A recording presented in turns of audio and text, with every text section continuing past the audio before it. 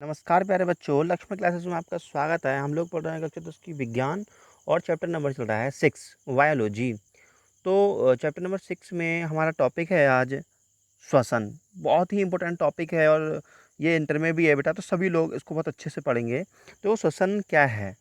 श्वसन को समझने से पहले सबसे पहले हमें ये समझना होगा कि सांस लेना क्या है, सांस लेने में और श्वसन में क्या अंतर है। ठीक है, तो ये लिखा है मैंने सांस लेना आप अच्छे से समझ लें, फिर हम आपको श्वसन समझाते हैं। क्योंकि बहुत सारे बच्चे सांस लेने को और श्वसन को एक ही समझते हैं। ठीक है, तो मैं आपको पहले क्लियर करा दूं कि सांस लेना क्या होता है। ओके, तो इंग्लिश में कहते हैं इसको ब्रीथिंग। तो सांस लेना क्या होता है ध्यान समझिए, फिर हम आपको श्वसन समझाएंगे। देखो ये नोज़ है, ये नाक है। ठीक है, इसमें हम क्या करते हैं, वायु लेते हैं या ऑक्सीजन लेते हैं। देखिए हम क्या करते हैं, अंदर को ऑक्सीजन लेते हैं और फिर वो ऑक्सीजन क्या होती है, फेफड़ों तक जाती है। ठीक है ना, नाक द्वारा ऑक्सीजन क्या जाती है, फेफड़ों तक जाती है। और फेफड़े क्या करते हैं, उसमें से जो ऑक्सीजन होती है उसको तो खून में भेज देते हैं अंदर, फिर अंदर के लिए। लेकिन जो ऑक्सीजन, जो कार्बन डाइऑक्साइड होती है, उसको वो बैक कर देते हैं, वापस निकाल देते हैं। क्लियर समझ में आई? ये है सांस लेने की प्रोसेस। क्लियर हो गया? मुझे उम्मीद है कि समझ में आ गया होगा।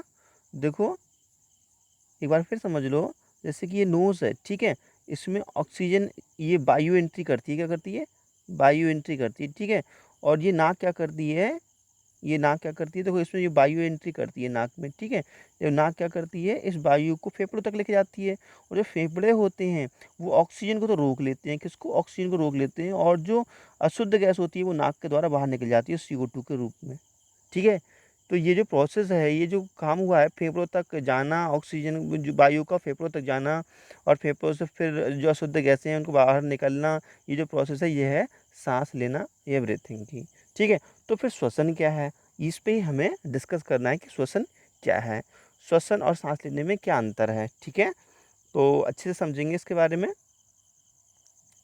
तो देखो मैंने शॉर्टकट में इसकी डेफिनेशन लिख दी है, लेकिन फिर भी आपको समझाऊंगा कि श्वसन है क्या। ठीक है, देखो श्वसन क्या है, भोजन से ऊर्जा उत्पन्न करने की क्रिया को हम श्वसन कहते हैं। जो भोजन हमने खाया है उससे जो ऊर्जा हम उत्पन्न करते हैं, जिसको ऊर्जा, जो भोजन खाते हैं उससे जो ऊर्जा मिलती है वो उत्पन्न करने की जो क्रिया प्रोसेस है उसको हम क्या कहेंगे, श्वसन कहते हैं।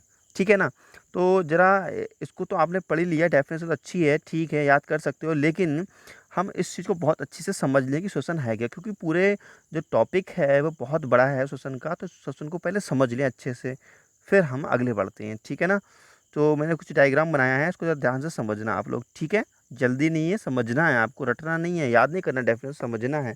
देखो ये है वायुमंडल। ठीक है, और वायुमंडल में क्या होता है, वायु तो प्रेजेंट होती ही होती है। ठीक है, तो हमने क्या करा, वायु को नाक के द्वारा अपने फेफड़ों में भरा। ठीक है, समझ में आई बात? वायु नाक के द्वारा कहाँ आई, फेफड़ों तक आई। ये स्टेप समझ में आया? ये जो स्टेप बता रहा हूँ किसके बता रहा हूँ, श्वसन के बता रहा हूँ, ध्यान समझ लो। देखो ये वायुमंडल है, वायुमंडल में क्या होती है, वायु तो होती है। ठीक है, तो उस वायु को हम नाक द्वारा फेफड़ों में लेके जाते हैं। ठीक है, तो फेफड़ा क्या काम करता है, ये लिख दिया है मैंने, फेफड़ा क्या काम करता है, फेफड़ा क्या काम करता है, ये वायु से ऑक्सीजन का फिल्टर करके आगे ब्लड में भेज देता है। फेफड़े क्या करते हैं, ऑक्सीजन को आगे भेज देते हैं फिल्टर करके, और जो शेष बची हुई गैसें होती हैं CO2 वगैरह, उसको वो बाहर निकाल देते हैं नाक के द्वारा। ठीक है, अब ऑक्सीजन कहाँ आ गई, अंदर ब्लड में आ गई। ठीक है, और ब्लड के साथ ऑक्सीजन क्या करती है, वो जाती है हार्ट में, हृदय में जाती है। ठीक, और हृदय क्या करता है, उसको ऑर्गन्स में भेजता है, अंगों में भेजता है। ठीक है, और अंग क्या करते हैं, देखो अंगों में भेजता है। ठीक है, ये चीज़ समझ में आ गई होगी।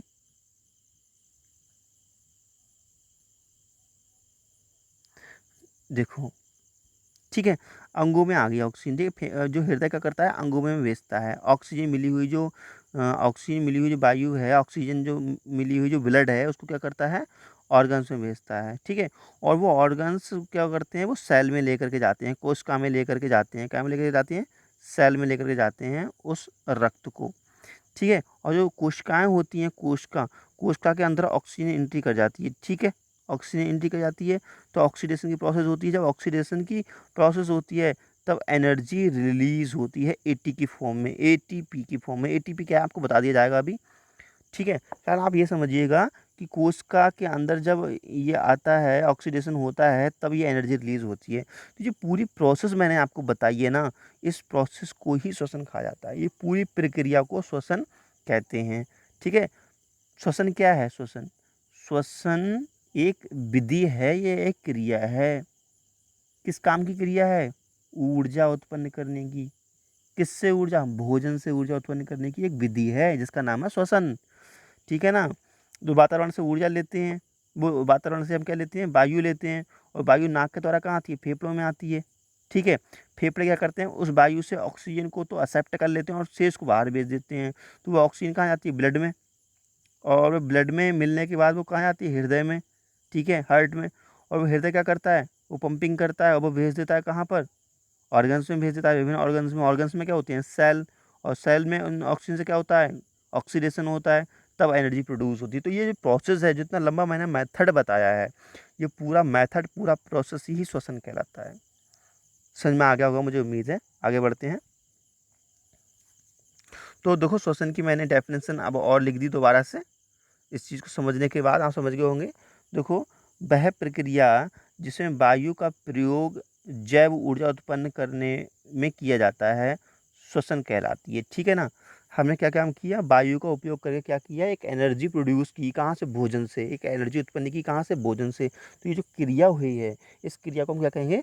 श्वसन कहेंगे, ठीक है? तो यह इस तरीके से भी डेफिनेशन हम लिख सकते हैं। वह प्रक्रिया जिसके द्वारा जैव ऊर्जा उत्पन्न होती है, श्वसन कहलाती है। मतलब एक विधि है, वह विधि, मतलब कोई ना कोई तो विधि लगी होगी, वह विधि जिसके द्वारा हम भोजन से जैव ऊर्जा प्राप्त कर सकें, ठीक है? जैव ऊर्जा प्राप्त कर सकें। तो जो भी विधि अप्लाई की है हमने, जो भी विधि अप्लाई की है, इस विधि को या इस क्रिया को ही हम श्वसन के नाम से जानते हैं। समझ में आ गई बात? श्वसन क्या है? ठीक है, मुझे उम्मीद है कि समझ में आ गया होगा श्वसन क्या है, ठीक है? तो श्वसन की देखो, मैं रिएक्शन आपको समझा देता हूँ। देखो, जैसे कि हमने भोजन खाया है, हम मेनली यहाँ पे ग्लूकोज की बात करेंगे, ठीक है? हमने भोजन खाया, उसमें क्या होता है? मेनली ग्लूकोज होता है, ठीक है? और वो क्या करती है? उसका ऑक्सीडेशन होता है, वो ऑक्सीजन से क्रिया करता है। ग्लूकोज क्या होता है? ऑक्सीजन से क्रिया करता है, ठीक है? तो हमें कार्बन डाइऑक्साइड प्राप्त होती है, वो क्या होती है? बाहर निकल जाती है, ठीक है? और हमें जल प्राप्त होता है, ये वाष्प के रूप में होता है। और हमारे लिए 673 किलो कैलोरी ऊर्जा प्राप्त होती है, या 38 एटीपी के रूप में ऊर्जा हमें प्राप्त होती है, ठीक है? तो अब देखिएगा, ये एटीपी क्या है, इसके बारे में हमने कुछ एक्स्ट्रा टच लिख दिया है, एक्स्ट्रा कुछ बातें लिख ली हैं। तो जितना हमने ये बता दिया आपको, वो तो सब बहुत अच्छा है, लेकिन जो एक्स्ट्रा टच के अंदर वो थोड़ा स्पेशल है, इसलिए हमने एक्स्ट्रा लिख दिया है वो, ठीक है?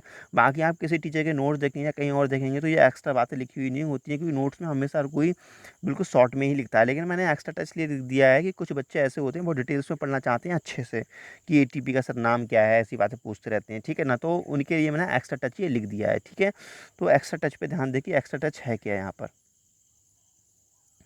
तो एक्स्ट्रा टच को ध्यान दें।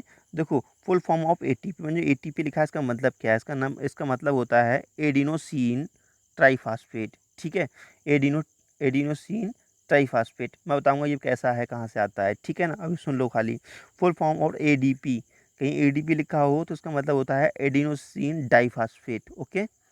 तो देखो, और कहीं कहीं लिखा होगा आईपी, शॉर्ट में लिखा होगा आईपी या पीओ4 या आईपी, इसका मतलब है इनऑर्गेनिक फास्फोरस। इनऑर्गेनिक फास्फोरस मतलब अकार्बनिक फास्फोरस, ठीक है?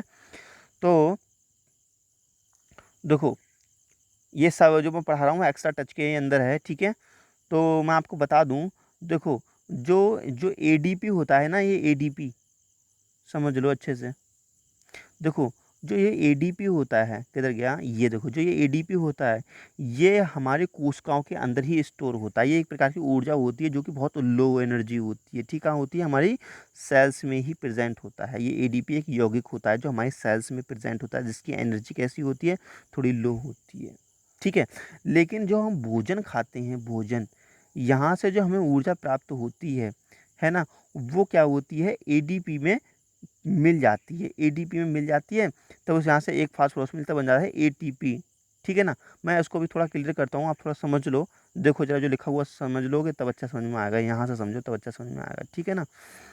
तो देखो, श्वसन से उत्पन्न ऊर्जा का उपयोग करके एडीपी तथा आईपी एटीपी अणु का निर्माण करते हैं, मैंने जो बताई थी अभी, ठीक है ना।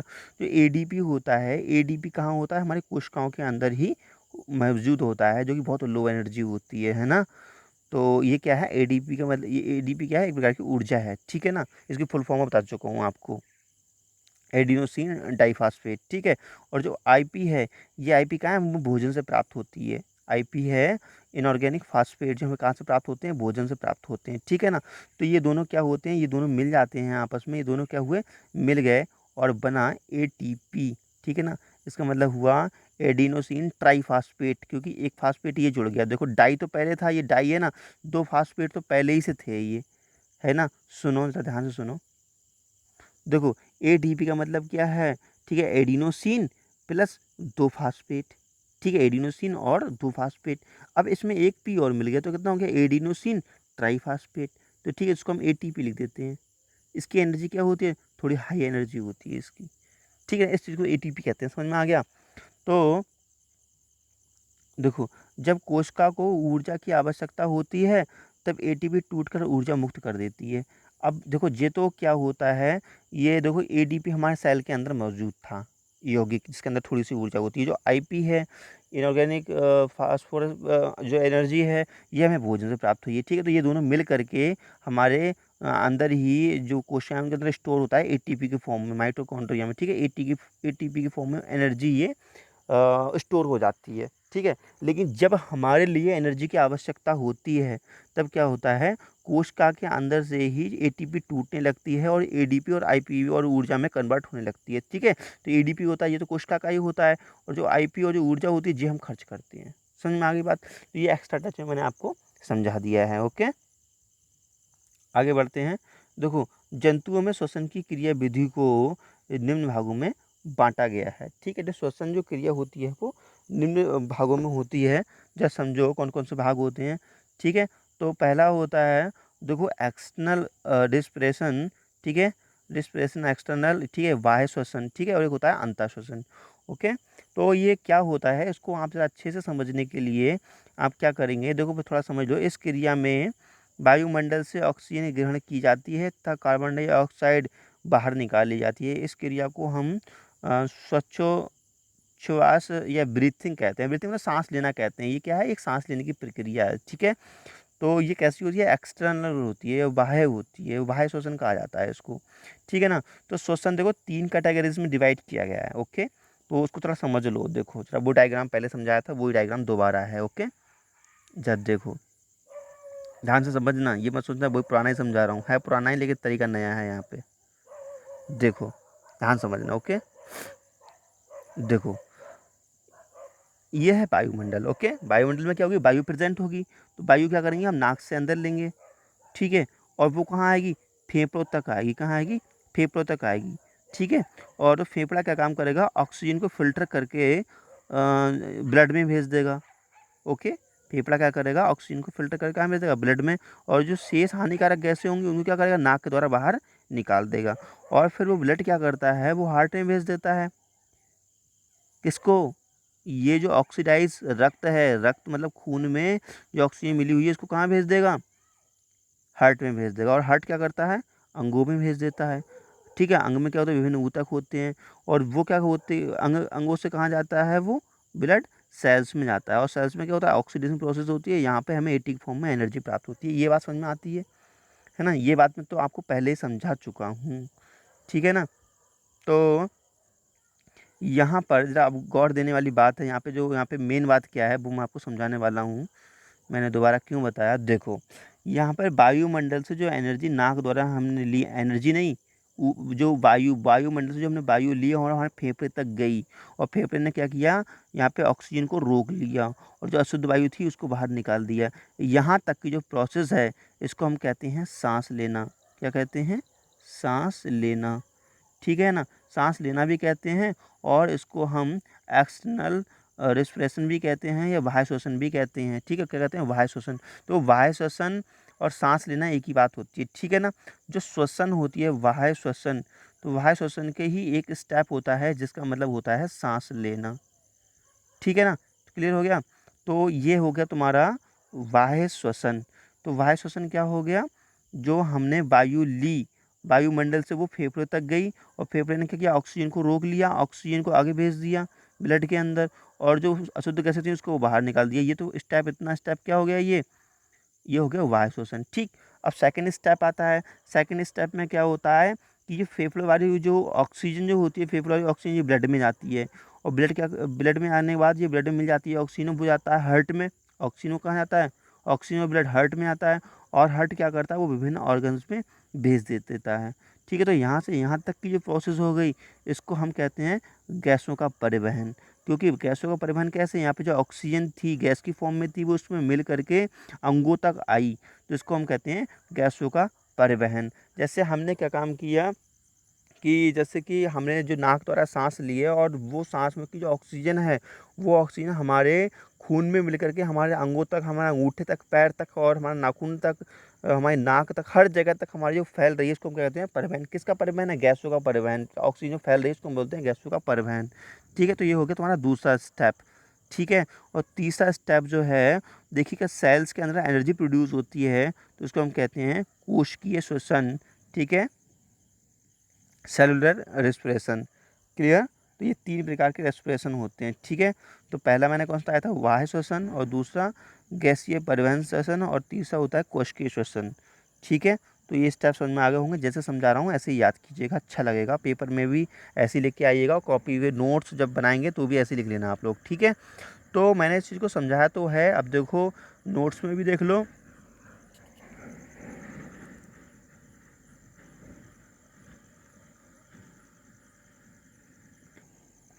तो अभी मैंने बताया था आपको गैसीय परिवहन के बारे में, या इसको गैसीय विनिमय भी बुक्स में लिखा हुआ है। तो देखिए, इस क्रिया में ऑक्सीजन ऊतकों तक, इस क्रिया में क्या होता है, ऑक्सीजन ऊतकों तक तथा ऊतकों से CO2 गैस श्वसन अंगों तक पहुंचती है। समझ में आ गई बात। तो इस क्रिया में क्या है, जो ऑक्सीजन है वो कहाँ पहुंचेगी, ऊतकों तक पहुंचेगी, मतलब फेफड़े से। तो जो ऑक्सीजन क्या है, फेफड़े से, या लंग्स कहते हैं इंग्लिश में फेफड़े को। ठीक है, लंग्स से जो एनर्जी जो है कहाँ, ब्लड के अंदर तक गई है। ठीक है ना, ब्लड के अंदर तक गई है ना। तो और जो CO2 गैस थी वो लंग्स से ऊपर गई है। ठीक है, तो ये बात तो आपको समझ में आ रही है। तो इस क्रिया में ऑक्सीजन ऊतकों तक, और ऊतकों से CO2 गैस श्वसन अंगों तक पहुंचती है, श्वसन अंगों तक पहुंचती है। ठीक है ना, तो इस क्रिया को हम कहते हैं गैसों का परिवहन। ठीक है, तीसरा देख लीजिए, ये है सेलुलर रेस्पिरेशन या कोशिकीय श्वसन। कोशिकीय श्वसन क्या होता है, यह श्वसन क्रिया कोशिकाओं के अंदर होती है। मैंने क्या किया कि ऑक्सीडेशन होता है, ऑक्सीडेशन होता है, जैसे कि मैंने कहा था ये कोशिका है। ठीक है, इसके अंदर क्या होता है, ऑक्सीजन जाता है, क्या होता है, ऑक्सीजन जाता है, और यहाँ पे होता है ब्लड होता है। ठीक है ना, तो यहाँ पे क्या होता है, ऑक्सीडेशन की प्रोसेस होती है, और जो ऑक्सीडेशन की प्रोसेस होती है, ऑक्सीजन प्रोसेस होती है, तब यहाँ पर एनर्जी प्रोड्यूस होती है, ऊर्जा उत्पन्न होती है ATP की फॉर्म में, तो जिसे हम कहते हैं ऊर्जा उत्पन्न होना। ठीक है, तो यह श्वसन क्रिया कोशिकाओं के अंदर होती है। इस क्रिया में भोज्य पदार्थ ऑक्सीजन की उपस्थिति में CO2 गैस तथा जल में टूट जाते हैं। ठीक है, और ATP का निर्माण होता है। समझ में आ गई बात।